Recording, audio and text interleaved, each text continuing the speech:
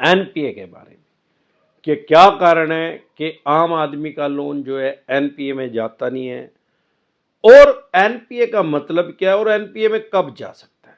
साथियों, अगर आपके पास पैसे हैं तो इनके पैसे दे दे, नहीं पैसे हैं तो राहु केतु ग्रह तो क्या करेगा, दुनिया का कोई ग्रह धरती पे आके आपका कुछ नहीं बिगाड़ सकता, और ये चवन्नी छाप तो शुद्ध ही कुछ नहीं।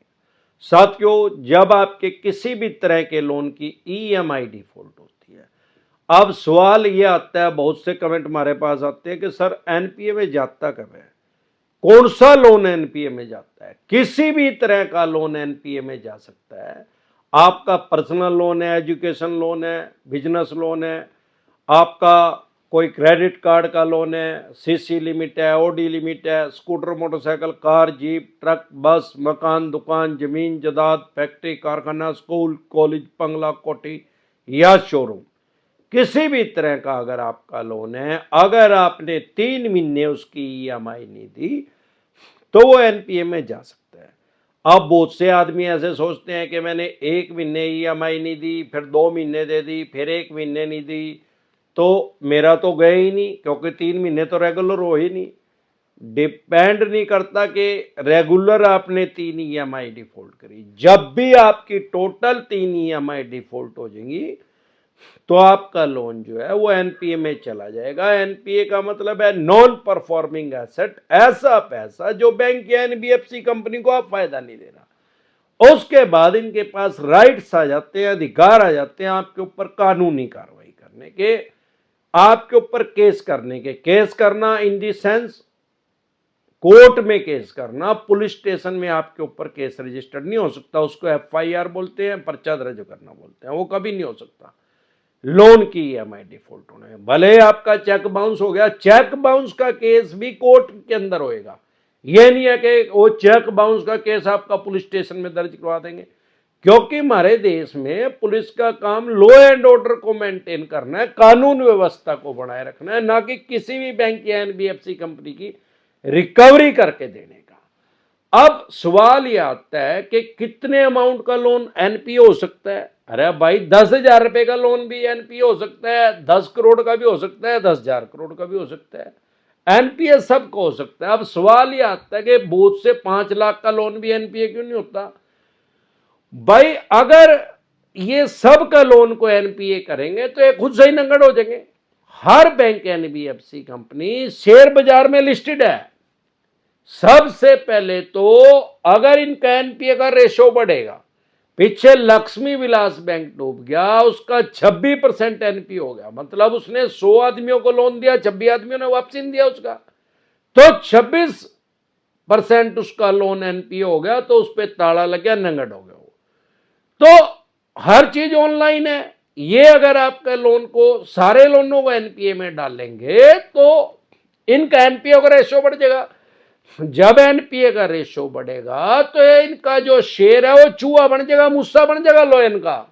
वो 100 रुपए का शेयर इनका 2 रुपए में नहीं लेगा उसको कोई, ये खुद से ही नंगड़ हो जाएंगे। और दूसरा और सबसे बड़ा कारण, भाई जिस बैंक का एनपीए बढ़ता है उस बैंक में लोग अपना सेविंग अकाउंट नहीं खुलवाएंगे, करंट अकाउंट नहीं खुलवाएंगे, एफडी नहीं करवाएंगे, आरडी नहीं करवाएंगे। अगर खुलवा रखे होगा तो उसको बंद करवाएंगे, अपना पैसा निकलवाएंगे। क्योंकि आरबीआई की गाइडलाइंस है कि भगवान ना करे जिस बैंक में आपने पैसा रख रखा है, अगर वो बैंक डूब गया तो उसकी गारंटी सिर्फ 5 लाख रुपए देने की है। मतलब इसका अगर 5 करोड़ रुपए आपके किसी बैंक में रखे हैं, अलग अलग ब्रांच में भी रखे हैं भले उसकी, लेकिन सेम नाम से, तो आपके 4 करोड़ 95 लाख रुपए डूब जाएंगे, आपको सिर्फ 5 लाख रुपए मिलेंगे। अब अगर बैंक डूब गया, आपके पड़े ही उसमें 50,000 रुपए या 25,000 रुपए, तो आपको 25,000 रुपए मिलेंगे, ना कि 5 लाख रुपए। इसका मतलब ये हुआ कि 5 लाख तक का जितना अमाउंट होगा वो सारा मिलेगा, 5 लाख से ऊपर का जितना भी अमाउंट होगा सारा डूब जाएगा। तो लेकिन उसमें एक कंडीशन है, जब तक बैंक को लॉक नहीं लगा, ताला नहीं लगा, बैंक खुला हुआ है, बैंक का एनपीए का रेशो भले ही बढ़ गया, वो आपका पैसा देने से इनकार नहीं कर सकता, आपका पैसा देना पड़ेगा। आपका पैसा 50 लाख है, 5 करोड़ है, 500 करोड़, डज नॉट मैटर कितना पैसा आपका है, वो आपका पैसा उसको देना पड़ेगा। इसलिए जब भी एनपीए का रेशो बढ़ता है तो ये खुद से ही नंगड़ हो जाते हैं, इसलिए उसको एनपीए का रेशो को बढ़ाना नहीं चाहते और 9 महीने के बाद बहुत से लोन को राइट ऑफ कर देते हैं। राइट ऑफ का मतलब है बट्टे खाते में डाल देना, उसको अपने लेजर में से, अकाउंट में से, बही खाते में से उसको हटा देना। बैंकिंग की भाषा में बट्टा खाता बोलते हैं, मतलब ये पैसे एक किस्म के मर गए और बाद में उसको किसी छोटे बैंक या एनबीएफसी कंपनी को सेल कर देते हैं, बेच देते हैं कबाड़ी के रेट में, स्क्रैप के रेट में। तो ये एनपीए का मतलब है। अब सवाल यह है कि अनसिक्योर लोन में क्या आपकी प्रॉपर्टी टैच हो सकती है, आपका मकान, दुकान, फैक्ट्री, कारखाना हो सकता है? उसका जवाब है हाँ।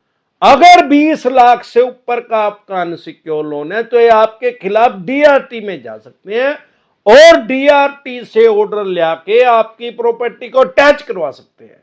20 लाख से 1 रुपए भी कम का अगर आपका लोन होगा तो ये डीआरटी में जा ही नहीं सकते। डीआरटी भी कोर्ट का नाम है और सारे देश के अंदर डीआरटी कोर्ट है। अगर 20 लाख से कम का लोन है तो आपकी प्रॉपर्टी, मकान, दुकान, फैक्ट्री, कारखाने को टैच नहीं किया जा सकता, उसकी ऑक्शन नहीं की जा सकती, उसकी सेल नहीं की जा सकती।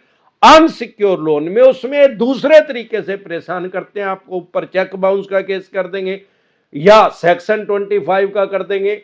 सेक्शन 25 का अब अगर आपने चेक नहीं दिया तो आप कहेंगे भाई मेरे ऊपर तो कोई केस नहीं होगा। सेक्शन 25 का आपके ऊपर केस हो सकता है क्योंकि ये ईसीएस बाउंस है, बिना ईसीएस के, आजकल इसको नैच भी कहने लग गया, ऑटो डेबिट भी कहते हैं।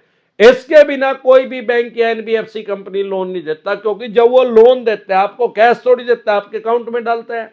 और जब वो आपसे ईएमआई लेता है तो आपके अकाउंट से लेता है, आपसे कैश नहीं लेता, तो वो ऑटोमेटिक ईसीएस से कटती है। जब ईसीएस बाउंस हो जाता है तो ईसीएस बाउंस का केस कर सकते हैं। चेक बाउंस और ईसीएस बाउंस दोनों सिमिलर है, दोनों सगी बहनें हैं, एक जैसी हैं। अगर आप इसको इग्नोर कर रहे हैं, बार बार इग्नोर कर रहे हैं, इन्होंने आपके ऊपर केस कर दिया, तो कम से कम 14 दिन के लिए न्यायिक हिरासत में जाना पड़ सकता है आपको, कम से कम 14 दिन के लिए जेल में जाना पड़ सकता है। अगर आप उसको, ये नहीं है कि 14 दिन के बाद आपको छोड़ दिया जाएगा, 140 दिन भी हो जाएंगे तब भी आपको नहीं छोड़ा जाएगा, फिर भी आपको बेल करवानी पड़ेगी, जमानत करवानी पड़ेगी। तो प्रिवेंशन बेटर देन क्योर, इलाज से हमेशा परहेज बेहतर है। इसको इग्नोर ही ना करें, इसको हल्के में ही ना ले, इसमें अपनी बेल करवा ले, जमानत करवा ले। बेलेबल ऑफेंस है, जमानती अपराध है, सेम डे जमानत हो जाती है, बाय एंड जमानत हो जाती है। कश्मीर से लेकर कन्याकुमारी तक, आसाम से लेकर गुजरात तक अमरदीप कादियान के पैनल पे एडवोकेट काम कर रहे हैं।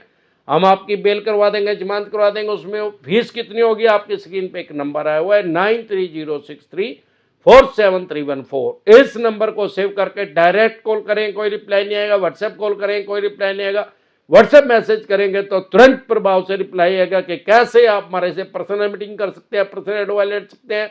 अगर आप हमारे से पर्सनल मीटिंग करना चाहते हैं तो 5 स्टेटों में हमारे ऑफिस हैं। अगर आप दिल्ली से देख रहे हैं तो कुंडली में पर्सनल मीटिंग कर सकते हैं, हरियाणा से देख रहे हैं तो एनसीआर में कर सकते हैं, पंजाब से देख रहे हैं तो लुधियाना में कर सकते हैं, मुंबई से देख रहे हैं तो गोरेगांव में कर सकते हैं, गुजरात से देख रहे हैं तो अहमदाबाद, दिल्ली दरवाजा में कर सकते हैं।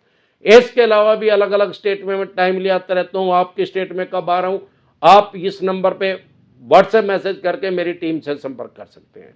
एक बार जोर से मिलकर नारा लगाएंगे, जय ससुराल वालों की।